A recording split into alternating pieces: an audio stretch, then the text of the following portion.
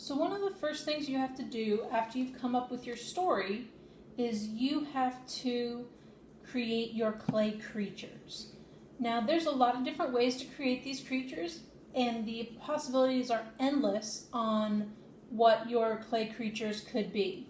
So you can see here, for these clay creatures, they were just blobs, so big circles that I made with eyeballs, and then I gave them either eyebrows or little antennas like these. You could make things like a snake, where the snake would be able to move really easily by elongating and shortening his different turns. You could make something a little bit more realistic. You could make like a horse. The important thing, if you're making something like a horse or something that needs to stand up, that's when we're going to have to use those popsicle sticks. And you're also going to want to make sure that the base is fat. So this green part, see here how it's fat? And how the horse's legs are fat, like little cubes. Here you can see an upper body that I have made. So again, when I made this upper body, you can see it's a thick body, and inside the arms are popsicle sticks to help it keep form. And if I were to attach the legs, I would use popsicle sticks into the body to make legs. So you in your kit, you got 4 different colors of clay. Everybody's going to have different colors, and so you're going to have to get imaginative and creative when it comes to what you want to build. So, for example, I've opened my red clay. If I wanted to give my person red legs, I would use my popsicle stick and I would cut the clay. So I would start by cutting the clay in half just by pushing my popsicle stick down. Then I'm going to squish the clay to make it softer and more pliable so it can do more things. Okay? Then I'm going to start building his legs. Since the body is a cube, I'm going to make the legs cubes also. So the best way to make legs cubes is to make it into a circle.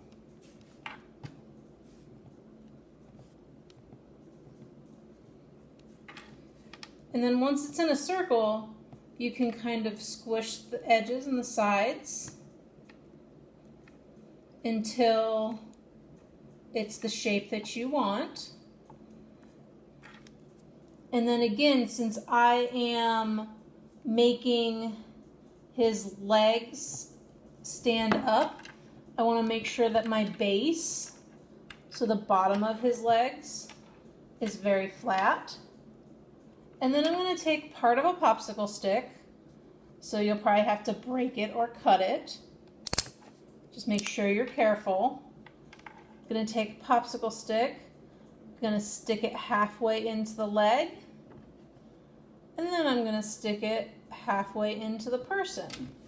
So you can see I've got one leg there. I'm going to make another leg here.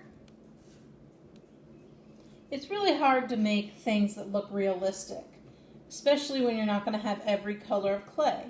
So you're going to want to think through what some options are. So once I have his second leg built here, I'll break off another part of my popsicle stick. I'll stick half of it in here, and I will stick half of it in him. And now my guy has legs. So you can see they're kind of choppy, but they're still legs. Now depending on how you set your setup, if you are going to do your set laying down, then you're going to want to have creatures that look more like the snake here. If you're going to have the background standing up, then you're going to want creatures more like the standing guy or the blobs. If you're going to have a laying down set, so a set that is flat, you can have a little bit more freedom with how you build your things. So if I wanted to build a fish, for example, I might cut part of my blue here. I'm going to roll it out. You can use your glue stick also as a rolling pin. So if you're having trouble rolling things out, you can use the glue stick to help you with that. So I'm going to make a fish, but I want my fish to be flat. So I'm going to squish this clay down real nice and flat here.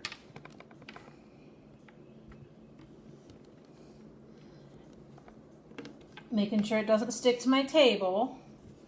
Make sure you talk to your parents first as to which table you can use, and then make sure you clean it off real good at the end. So if this is it, and I want my fish, I'm going to have, some fins in the back, so I use my stick to cut that. And then I'm going to kind of draw the outline of how I want the fish so that I know where to cut.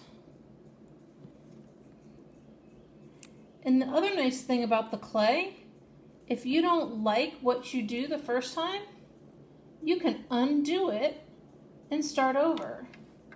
So I'm not in love with how my fish is looking right now. It's not looking very fish-like to me. But if I keep messing with it a little bit, it becomes much more fishy. And then if I take another color of clay, I could make fins and an eye. And I think it might just have been a little too small. So get creative when you're coming up with your creatures so that you know how they're going to move and so that you know how you can join pieces together so that it works with your story. So here I am, I'm going to make some fins now that come off the top. So the best way for me to do that is to squish it down flat again. But I need my fins to be very small.